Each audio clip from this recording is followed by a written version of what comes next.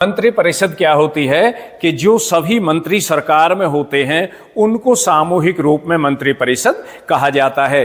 भारतीय संविधान के अनुच्छेद 74 और 75 में इन बातों का उल्लेख किया गया है। जब हम भारतीय संविधान के अनुच्छेद 74 और 75 की बात करते हैं तो उसमें मंत्री परिषद का उल्लेख होता है, मंत्रिमंडल का नहीं होता है। तो इसलिए हम कहते हैं मंत्री परिषद में मंत्रियों की 3 श्रेणियां होती हैं। नंबर 1 कैबिनेट मंत्री।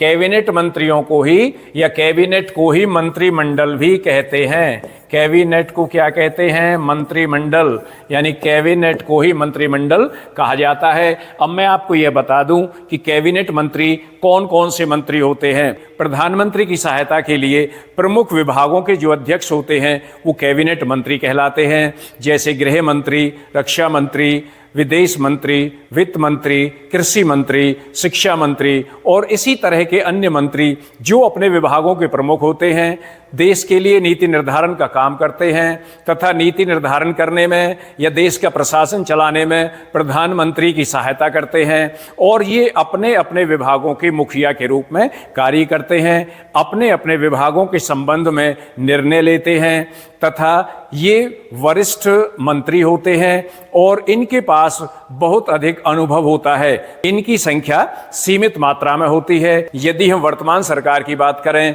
जिन्होंने कल 9 जून 2024 को भारत के मंत्रिमंडल के लिए शपथ ली, तो उनकी संख्या 30 थी, यानी 30 मंत्री भारत सरकार के मंत्रिमंडल में रखे गए। नंबर 2 पर राज्य मंत्री।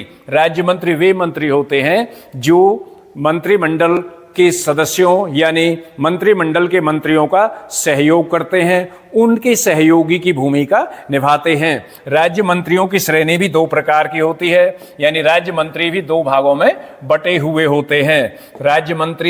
राज्य मंत्री स्वतंत्र प्रभार। नंबर 1 यानी राज्य मंत्री 2 भागों में बटे हुए होते हैं। राज्य मंत्री स्वतंत्र प्रभार। तो राज्य मंत्री स्वतंत्र प्रभार से तात्पर्य होता है वे मंत्री जिनको राज्य मंत्री तो बना दिया गया लेकिन उनको किसी मंत्रालय का स्वतंत्र प्रभार दे दिया गया। वे अपने मंत्रालय के संबंध में निर्णय लेने के लिए स्वयं स्वतंत्र हैं। राज्य मंत्री स्वतंत्र प्रभार अपने मंत्रालय को चलाने के लिए स्वयं जिम्मेदार होते हैं। ये अपने मंत्रालय के संबंध में प्रधानमंत्री को रिपोर्ट करते हैं। ये अपने मंत्रालय से संबंधित कैबिनेट मंत्री के लिए उत्तरदायी नहीं होते हैं तथा इनको कैबिनेट की बैठकों में नहीं बुलाया जाता है, कैबिनेट की बैठकों में भाग नहीं लेते हैं। परंतु यदि इनके मंत्रालय से संबंधित कोई बात है या किसी विषय पर विचार किया जाना है तो इनको कैबिनेट की बैठकों में बुलाया जा सकता है। तो हम यहां पर कह सकते हैं कि वर्तमान सरकार में उन्होंने कल 9 जून 2024 को मोदी के राज्य मंत्री स्वतंत्र प्रभार के रूप में शपथ ली। उनकी संख्या 5 थी, यानी कितने मंत्री थे? 5। इसके बाद है राज्य मंत्री। राज्य मंत्री ये वे मंत्री होते हैं जो अपने मंत्रालय से संबंधित कैबिनेट मंत्री के प्रति उत्तरदायी होते हैं। इनके पास अपने मंत्रालय का स्वतंत्र प्रभार नहीं होता है। ये अपने ही मंत्रालय के कैबिनेट मंत्री के नेतृत्व के अंतर्गत काम करते हैं और उसके प्रति ही उत्तरदायी होते हैं। ये सीधे प्रधानमंत्री को रिपोर्ट नहीं कर सकते। ये अपने मंत्रालय से संबंधित विषय के मामले में या विषय के संबंध में कि अपने ही मंत्रालय के कैबिनेट मंत्री को रिपोर्ट करते हैं। इनको भी कैबिनेट की बैठकों में नहीं बुलाया जाता है। ये कैबिनेट की बैठकों में भाग नहीं लेते हैं। यहां पर मैं आपको यह बता दूं कि कल 9 जून 2024 को मोदी सरकार के अंतर्गत कितने मंत्रियों ने राज्य मंत्री के रूप में शपथ ली? तो राज्य मंत्री के रूप में 36 मंत्रियों ने शपथ ली। यानी कितने मंत्रियों ने शपथ ली? 36 मंत्रियों ने शपथ ली। मैं आपको यहां पर बता दूं कि मोदी सरकार में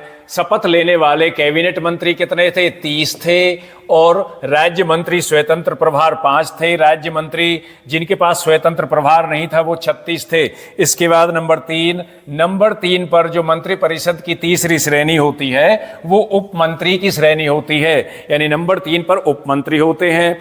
उप मंत्री वे मंत्री होते हैं जो मंत्रालय के प्रशासनिक, राजनीतिक और संसदीय कार्य को चलाने के लिए राज्य मंत्री तथा कैबिनेट मंत्रियों की सहायता करते हैं और इनको भी मंत्री परिषद का हिस्सा माना जाता है। ये भी कैबिनेट की बैठकों में भाग नहीं ले पाते हैं।